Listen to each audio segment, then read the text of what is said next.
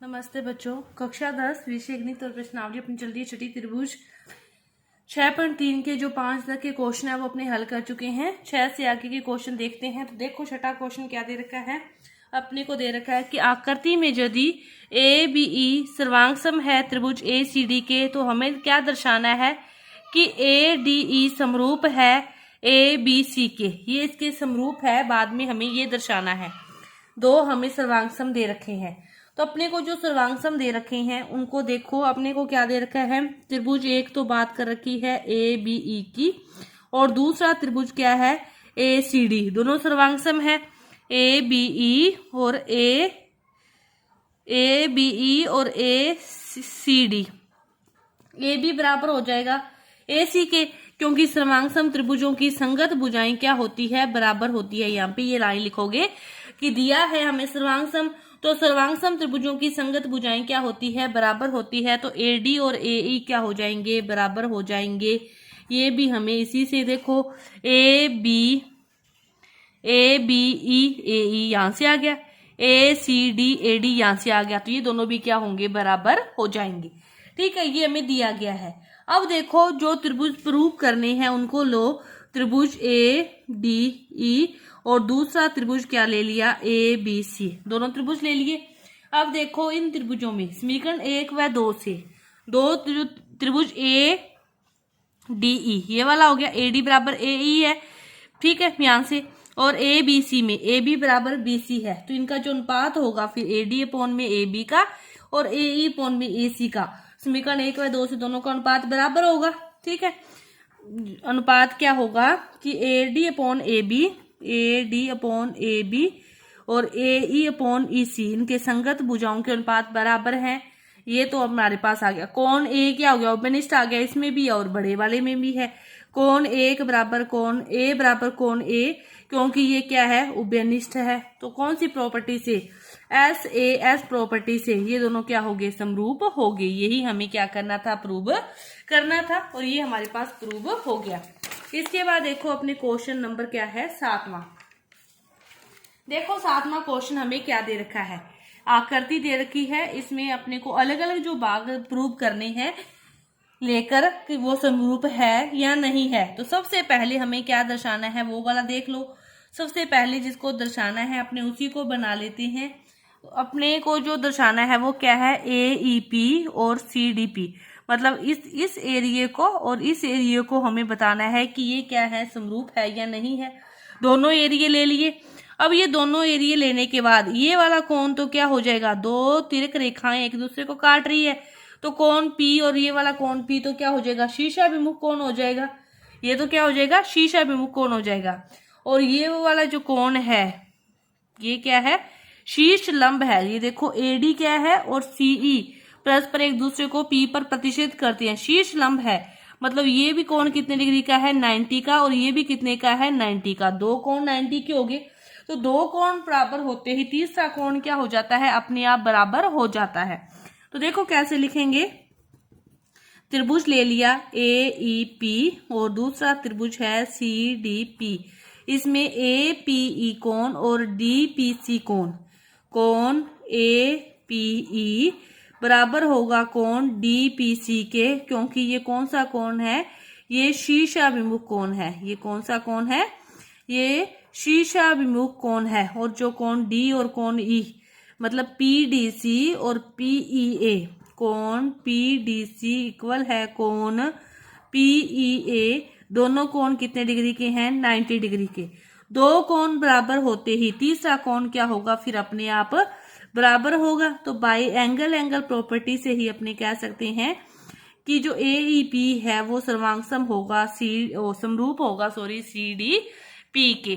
सारे इसी तरह देखते जाना है। अब देखो दूसरा क्या है, दूसरा ए बी डी ये वाला त्रिभुज और सी बी ई और ए बी डी।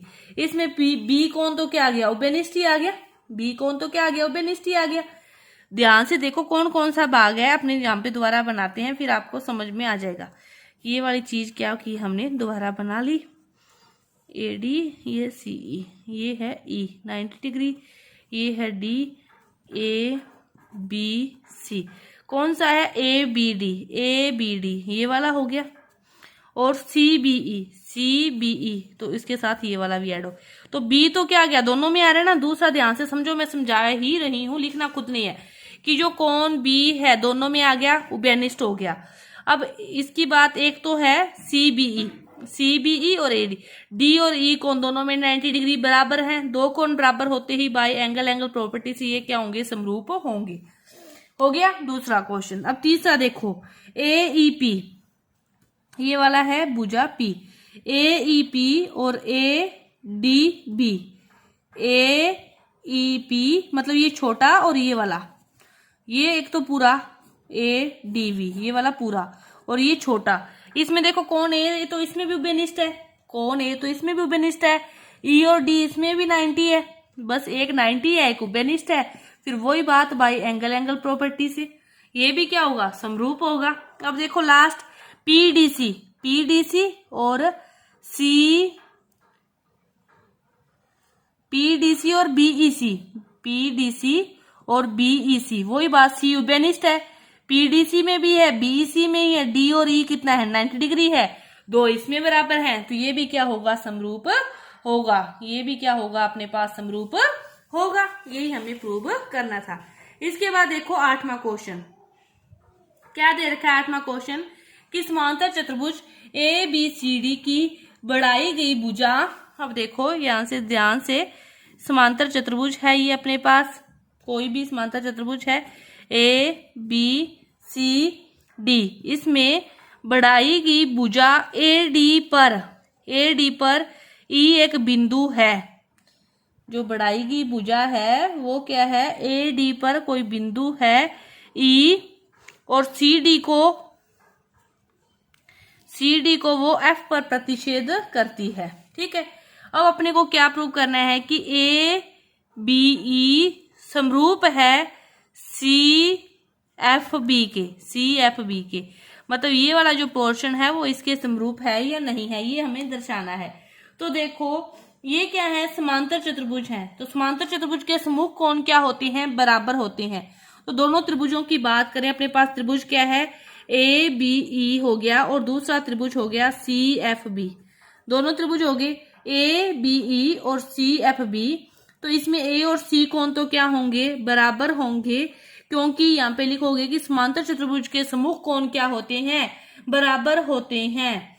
अब ये बराबर होगी। अब देखो समांतर चतुर्भुज के सामने ये भुजाएं भी समांतर होती है ना, समांतर चतुर्भुज की ये भुजाएं क्या होती है, समांतर होती है। समांतर भुजाओं को कोई तिर्यक रेखा काटती है तो वो जो कोण बनते हैं, फिर वो कौन से कोण होते हैं, एकांतर कोण होते हैं। तो अब देखो जो AE और BC क्या है, AE और BC समांतर है, इनको एक तिर्यक रेखा काट रही है, तो ये वाला कोण और ये वाला कोण क्या होगा, बराबर होगा AEF। AEB भी कह सकते हो, AEB कोण होगा वो EBC कोण के क्या होगा, बराबर होगा, या CBF कोण के क्या होगा, बराबर होगा एकांतर कोण से। तो आप क्या लिखोगे कि जो कोण है AEB बराबर है कोण CBF के, क्योंकि ये कौन से कोण है, एकांतर कोण है। ये कौन सा कोण है, एकांतर कोण है। तो बाय एंगल प्रॉपर्टी से जो त्रिभुज है ABE वो क्या होगा, समरूप होगा CFB के। कौन सी प्रॉपर्टी से, बाय एंगल प्रॉपर्टी से, क्योंकि दो कोण बराबर होते ही तीसरा कोण फिर क्या हो जाता है, अपने आप ही बराबर हो जाता है। तो अपना ये जो 8 तक के जो क्वेश्चन है पूरे हुए। 9 से जो आगे के जो क्वेश्चन है वो अपने अगली वीडियो में करेंगे। धन्यवाद।